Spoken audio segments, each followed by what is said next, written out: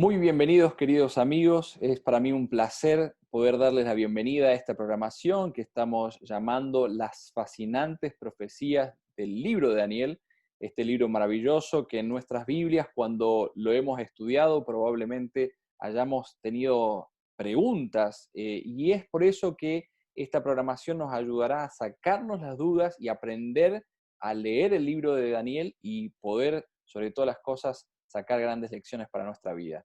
Yo como anfitrión les quiero dar la bienvenida a ustedes, pero ¿quién va a estar responsabilizado de poder compartir con nosotros las enseñanzas bíblicas y también ayudarnos a conocer mucho más acerca de este libro maravilloso de la Biblia? Es el pastor Oscar Maldonado. Él, aparte de ser mi papá, tengo el privilegio de presentárselos y también darle la bienvenida a él para que nos pueda acompañar. El pastor Oscar Maldonado ha servido por 36 años a la Iglesia Adventista del Séptimo Día, y es para mí un privilegio que hagamos juntos y que él nos pueda estar explicando la palabra de Dios a través de toda la lectura que vamos a estar acompañándonos. Muy bienvenido, Pastor Oscar. Muchas gracias. Qué Aquí alegría. estamos con ustedes en esta noche. Muy bien, qué privilegio seguramente que como hicimos la primera vez, la primera clase también, en la introducción, ahora que vamos a adentrarnos en el libro de Daniel, pero el capítulo 1, y que vamos a ir desdoblando y sacando lecciones, pero como bien aprendimos en la primera introducción, es bueno al estudiar un libro sagrado como es la Biblia, pedir la unción del Espíritu Santo y pedirle que Él nos oriente y nos dirija. Y así como nos enseñó Amén. el pastor, vamos a hacer una oración para arrancar de lleno, sabiendo que el Señor nos va a conducir. Así que, amigos, los invitamos allí donde ustedes también están a poder orar juntos. Vamos a orar. Amado Padre que estás en los cielos, en esta hora, Señor, que vamos a poder estudiar el libro de Daniel, por favor te pedimos que nos puedas dirigir con tu Santo Espíritu para poder entender y comprender las profecías y este libro fascinante del libro del profeta Daniel. Gracias por estar con nosotros y con nuestros amigos. En el nombre de Jesús. Amén. Amén. Amén. Bueno, estamos nuevamente en contacto con la palabra de Dios a través del libro de Daniel. Maravilloso libro. Por eso el título fascinante, las profecías que aparecen allí. Pero no solo aparecen las profecías, sino que están los acontecimientos históricos que ocurrieron. En algún momento, los críticos, lectores de la Biblia, suponían que era una leyenda, Daniel, porque muchas cosas no se cumplían con el registro histórico. Sin embargo, la historia revisionista ha dado vuelta a todas estas inquietudes que tenían los críticos, la alta crítica especialmente. Y vemos que cuando el libro comienza diciendo en el capítulo 1, versículo 1, en el año tercero del reinado de Joacín, rey de Judá, vino Nabucodonosor, rey de Babilonia, a Jerusalén y la sitió. Aquí nos encontramos con un hecho histórico muy importante. Veroso, un historiador de la antigüedad, es citado por Flavio Josefo. Flavio Josefo es nuestra referencia histórica porque es un judío que murió en el año 90 de la era cristiana y él tiene una cantidad de documentos que facilita la comprensión del libro de Daniel. Igualmente, en el año 1956 aparecieron las crónicas de Babilonia. Estas crónicas también trajeron luz para la comprensión, la identidad de este maravilloso libro. Porque dice, vino Nabucodonosor, rey de Babilonia. ¿Qué sucesos estaban ocurriendo en aquel entonces? Nosotros nos debemos ubicar en la geografía y en la política de aquel entonces. Asiria era, por así decir, la reina de la Mesopotamia. Estaban los grandes emperadores de Asiria y Babilonia pertenecía a ese gran imperio. Este imperio luchaba contra otro imperio que era Egipto. Tanto Egipto como Asiria se debatían entre ellos el liderazgo del mundo de aquel entonces. Estamos hablando de la Mesopotamia, el río Tigre, Éufrates, esa riqueza maravillosa que Dios había prodigado en ese lugar. El mar Mediterráneo. El mar Mediterráneo es histórico porque allí salieron las grandes civilizaciones que dominaron al mundo. Pero aquí nos encontramos que Nabopolassar, el padre de Nabucodonosor, con los caldeos, se levantaron en armas y destruyeron el imperio asirio. El imperio asirio había tenido bajo su dominio toda Palestina. Recordaron ustedes que los samaritanos fueron destruidos justamente por Asiria. Y el gran rey Sennacherib llegó hasta Jerusalén, la puerta de Jerusalén, con 185.000 soldados para conquistarla.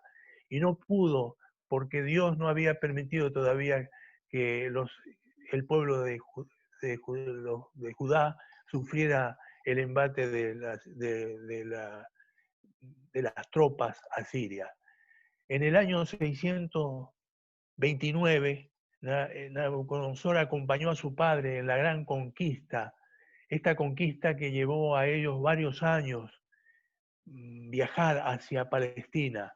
Y finalmente, en el año 605, derrotaron a Necao y de vuelta, unos meses más tarde, llegan a Palestina. Y Nabucodonosor se entera en el momento que está conquistando Palestina, muere su padre Nabopolassar. Y él inmediatamente regresa con un grupo de hombres que favorecieron el regreso por una ruta que nadie había hecho hasta entonces, el desierto de Arabia. El desierto de Arabia fue la primera incursión que hizo Nabucodonosor para llegar pronto a Babilonia y reorganizar su imperio. Y allí nos encontramos que Nabucodonosor se transforma en el año 605, que coincide con la conquista de Jerusalén. Él se transforma en el rey de la Neo-Babilonia. La Neo-Babilonia, ¿por qué decimos? Porque existía la Babilonia bajo el imperio asirio. Y Nabucodonosor II, porque hubo un Nabucodonosor en la Babilonia de aquel entonces. Entonces, el año 605 es sumamente importante para nosotros. La derrota del faraón Necao egipcio, la conquista de Jerusalén y el rey Nabucodonosor se transforma en el nuevo soberano, en el nuevo monarca de esta comunidad. Y es por eso que tenemos que ubicarnos con algunos de los reyes de aquel entonces en la línea imaginaria del tiempo. Ezequías y Manasés. Lo ubicamos allí con Sennacherib, aquel acontecimiento donde el profeta Isaías había dicho, no entrará hombre alguno para malograr la conquista aquí en Jerusalén. Sin embargo, pasó el tiempo y las cosas cambiaron. Y allí Nabopolassar y Nabucodonosor tuvieron que conquistar Palestina en la época de Josías, Joacás, Joacín, Sedequías, ¿verdad? Y nos encontramos con los monarcas de la Neobabilonia. Los últimos monarcas fueron Nabonido y Belsasar. Y el profeta Daniel no solo tuvo que ver con estos acontecimientos de la Neobabilonia, sino también llegó hasta la época de los medos persas. Daniel fue llevado cautivo a los 18 años y cuando cae el imperio babilónico, ya Daniel no era un joven, era un hombre de 88 años que conoce a Ciro, conoce a Darío, que son los conquistadores de Babilonia en el nuevo imperio. Pero ahora volvemos nuevamente a recapitular y nos concentramos en el verso 2 de Daniel capítulo 1. Y el Señor entregó en sus manos a Joacim, rey de Judá, y parte de los utensilios de la casa de Dios, y los trajo a la tierra de Sinar, a la casa de su Dios, el Dios Marduk, el Dios de la guerra. Para él, Nabucodonosor consideraba que Marduk era superior a cualquier dios de los pueblos de aquel entonces. Dios Marduk estaba dibujado en los grandes diseños de Babilonia. Y se estaba cumpliendo las palabras del profeta Isaías cuando le había dicho a Ezequías, ¿qué han visto en tu casa? ¿Quiénes te vinieron a visitar? Y recuerdan ustedes aquel episodio de Isaías 39:6, que dice, he aquí vienen días en los cuales serán llevados a Babilonia todos los del linaje de tu casa. Y allí estaba cumpliéndose la palabra de Dios, tal cual como el Señor lo indicó. En el verso 3, el rey le dice al jefe de los eunucos que trajese a los hijos de Israel del linaje real de los príncipes. Él eligiera, versículo 4, muchachos, miren ustedes en qué característica, en quienes no hubiese tacha alguna, de buen parecer, enseñados en toda sabiduría, sabios en ciencia, de buen entendimiento, idóneos para estar en el palacio del rey, y que les enseñase las letras y las lenguas de los caldeos. Noten aquí un detalle importante. ¿Cuál era la estrategia de Nabucodonosor? Poner a estos muchachos en contacto con la facultad que él había formado y prepararlos mentalmente para volver a sus tierras y que dirigieran a sus compatriotas con la mentalidad babilónica. La ciencia en Babilonia había crecido enormemente y Nabucodonosor no solamente era un filósofo, también fue un arquitecto, porque llevó a la ciudad de Babilonia a vivir en un esplendor como una de las 7 maravillas del mundo. Esto se destaca que la ciencia estaba muy desarrollada. Aquí aparece la astrología, que no es una ciencia, pero Nabucodonosor la transformó en una ciencia, a tal punto que él fue el inventor del horóscopo. Fíjense en ustedes que la gente hoy está atrás del horóscopo para ver qué situación hay en el astro que lo está iluminando, para saber cuál es el futuro o qué va a pasar en su vida. Estos muchachos de buen parecer tenían que ser también cultos en la ciencia de aquel entonces, de los caldeos. ¿Por qué los caldeos? Se menciona a los caldeos porque el lenguaje de la Mesopotamia era el arameo. Y Daniel escribe el libro en hebreo y en el arameo justamente por la relación que había en estos pueblos. Estos pueblos que se transformaron en un imperio con Nabucodonosor. ¿Saben por qué Nabucodonosor transformó a Babilonia en una de las 7 maravillas del mundo? Porque una de las mujeres traídas como parte de esos pactos que se realizaban en la monarquía de los reyes de aquel entonces, trajo una muchacha morena, muy bonita, pero se enfermó. Y los médicos le dijeron, tienes que devolverla porque ella extraña la naturaleza, está entre las cosas maravillosas de la naturaleza. Y él no quiso perder a esa muchacha, evidentemente era muy bonita, muy linda, muy atrayente. Y entonces mandó a fabricar, a construir, mejor dicho, los jardines colgantes, que fueron una característica singular de Babilonia. A Daniel no lo llevaron atado en cadena a una cárcel, lo llevaron al palacio y le dijeron, aquí tienen todo a vuestro alcance. Esa primera deportación fue en el año 605, pero volviendo a la línea imaginaria del tiempo, nos tenemos que encontrar que Nabucodonosor tuvo grandes problemas con el pueblo judío. El pueblo judío no aceptaba el hecho de que los babilónicos dominaran su nación. Ellos estaban divididos, había una división muy particular en ese entonces.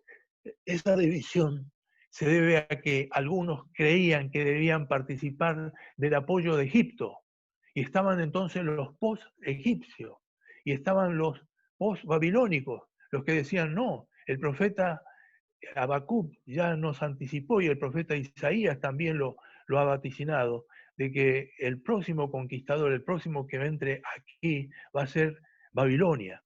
En el libro de Jeremías, que es contemporáneo a la época de Daniel, aparece allí justamente esta lucha. Hay 3 profetas que son contemporáneos a la época: Ezequiel, Jeremías y Daniel. Daniel fue llevado en la primera deportación. Ezequiel fue llevado en la segunda deportación. Él fue acompañando al pueblo que estaba allí en Babilonia cautivo. Y Jeremías quedó para dar notificación al rey de turno qué debían hacer y cómo debían tratarse. Ellos malograron la actividad, el ministerio de Jeremías. Los judíos no lo quisieron a Jeremías porque él traía la palabra de Dios y iba en contra de los propósitos de los post-egipcios. Y entonces, cuando se produce la tercera deportación, la tercera invasión de Babilonia en el 586, a Jeremías lo llevan obligado a Egipto y allí muere en Egipto, sin poder ver en sus días la restauración, que todos soñaban con la restauración, tanto Ezequiel como Jeremías, como Daniel, esperaban ser restituidos a su pueblo. Bueno, retomamos nuevamente la lectura en el versículo 5. El rey mismo coloca la dieta que debían tener los muchachos para estar, digamos, preparados para el gran examen que tendrían después de 3 años. Iba a haber un examen, no solamente intelectual, sino físico, espiritual. Ese examen requería la preparación previa de una buena gimnasia, una buena dieta. Pero es aquí que estos muchachos, especialmente Daniel, eran hombres formados de un hogar religioso, donde los padres le habían enseñado principios y normas verdaderas, principios y normas que debían construir la nobleza, la grandeza de estos jóvenes. Pastor Darío, ¿nos puede leer esta cita importante, trascendente, que ¿Cómo tenemos no? aquí de nuestra hermana Elena? Sí, ella escribe en el libro Patriarcas y Profetas, página 612, esta cita que vale la pena compartirla. Dice así: la verdadera grandeza de un hombre se mide por el poder de las emociones que él domina y no por las que lo dominan a él, no por las que Muchas lo dominan gracias. a él. Noten aquí un detalle importante. Estos jóvenes habían llegado a Babilonia, habían entrado por el arco del triunfo de Babilonia y encontraron que el rey les cambia el nombre. Noten el versículo 6. A Daniel le cambian el nombre. A Ananías, a Misael y a Azarías le ocurre exactamente lo mismo. Los compañeros de Daniel sufrieron un impacto. ¿Por qué le cambiaron el nombre? Para cambiarle la mentalidad. Porque el carácter se mide por el pensamiento y el sentimiento, que armonizan en una acción que va desarrollando una capacidad y distingue a esa persona por esa condición. Nabucodonosor quería colocar en la mente de estos muchachos que estaban saliendo de la adolescencia y estaban en la etapa de la juventud, estos nombres los capacitarían a ellos para tener una mentalidad diferente a la que habían recibido en su casa. Sin embargo, Daniel y sus compañeros mostraron grandeza aquí en este punto. Estos muchachos propusieron en su corazón no contaminarse con la porción de la comida del rey. ¿Por qué? ¿Por qué no quisieron contaminarse con la comida ni con el vino de Babilonia? Aquí estamos frente al versículo que es el centro del capítulo. Este versículo es clave para entender todo el resto del libro de Daniel. Daniel propuso en su corazón no contaminarse con la filosofía de Babilonia, no contaminarse con la alimentación de Babilonia, no hacer caso a lo que el rey había establecido, y hace un pacto con el jefe del comedor. Mire, denos a nosotros legumbres y agua para tomar, y nosotros con esto es suficiente. No, dice el jefe, no les puedo permitir eso. Si llegan ustedes a decaer, a desfallecer en el semblante, el rey va a venir contra mí, va a demandarme, va a mandarme a matar. No, mire, tomemos 10 días. 10 días es suficiente para mostrar la capacidad física, intelectual, espiritual. Y entonces dice que Dios puso a Daniel en gracia. Qué maravilloso este pensamiento. Dios puso a Daniel en gracia. Esa gracia bendita, esa gracia que solo viene de Dios, viene de la maravillosa intervención del Espíritu Santo. Y el jefe de los eunucos entró en el pacto y dijo, está bien, vamos a, a tener en cuenta esto. Te ruego que hagas la prueba, le dice el versículo 12, que hagas la prueba con tus siervos por 10 días y nos dé legumbre a comer y agua a beber. Amigos, aquí hay una ilustración importante que muestra la base espiritual de estos jóvenes. Y consistió pues con ellos en esto y probó en los 10 días. Y al cabo de los 10 días parecían los rostros de ellos mejor, más robustos que el de los otros muchachos que comían la porción de la comida del rey. Y así pues Melzar se llevaba la porción a su casa, llevaba 4 porciones, se la llevaba a su casa y él dejaba solamente legumbres y agua a estos muchachos. Y noten el versículo 17, que importante también el complemento. A estos 4 muchachos, Dios le dio conocimiento e inteligencia en todas las letras y ciencias. Y a Daniel lo tuvo con entendimiento en toda visión y sueño. Miren ustedes, una prueba que fue aceptada bajo la gracia bendita del Señor. Y pasados los días, vino el examen. ¿Quién tomaba el examen? El mismo rey. El mismo rey se encargaba de medir el cociente intelectual de estos muchachos. Esto me trae un recuerdo muy importante que pasó estando yo pastor en Bariloche. 2 chicas, miembros de nuestra iglesia, estaban estudiando en la universidad para recibirse de profesorado elemental. Y entonces les tocó un examen que caía en sábado. Y ellas fueron a hablar con la profesora. Y le dijo a la profesora, mire, nosotros somos miembros de la Iglesia Adventista del Séptimo Día y no trabajamos ni hacemos actividad escolar en día sábado. Le pedimos, si usted es tan amable, de cambiarnos el examen. La mujer las trató como si fueran las peores alumnas del curso y dijo, no, ustedes tienen que rendir en la fecha que se les ha indicado y basta. Entonces fueron a hablar con el rector y el rector pareció que era razonable lo que estaban solicitando.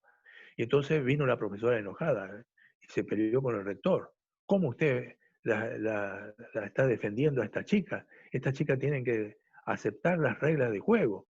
Y entonces el rector le dijo, bueno, haga lo siguiente, tómele el examen una hora antes a ellas y que salgan a la hora establecida, porque ellas el viernes de noche tenían un justificativo para retirarse una hora antes de la puesta del sol. Y entonces el rector le dice, tómele en esa hora que ellas tienen que retirarse el examen, y ellas se retiran conforme a su principio y nosotros podemos medir el examen en capacidad. Y así entonces la profesora agarró, no estaba a gusto con lo que el rector establecía, pero fue y les dijo, está bien, el viernes les tomo el examen. Y una hora antes de la puesta del sol, ustedes me tienen que entregar el examen. Está bien, las chicas pidieron oración, vinieron a hablar conmigo, pastor, por favor, ore por nosotros, que estamos frente a un desafío tremendo, donde la profesora nos dijo que éramos unas cuadradas delante de todo el curso. Y entonces llegó el viernes del examen. Ellas recibieron el examen, un examen que tenía bastantes preguntas importantes para evaluar, y la semana siguiente la profesora se levanta del escritorio, del asiento que estaba ella ahí en la clase, y dice, tengo que reconocer que hay 2 exámenes con A.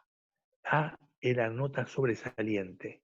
Estas notas sobresalientes son de las 2 chicas a las cuales yo maltraté el viernes pasado.